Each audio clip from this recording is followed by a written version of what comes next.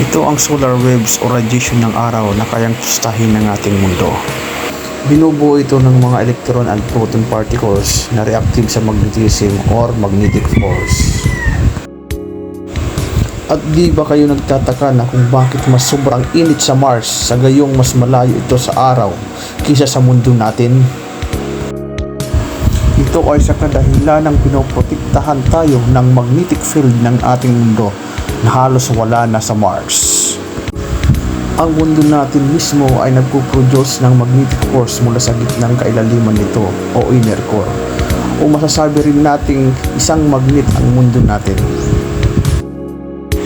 At dahil dito, nililihis ng magnetic field na ito ang solar flare o radiation mula sa araw na sobrang deadly sa sangkatauhan.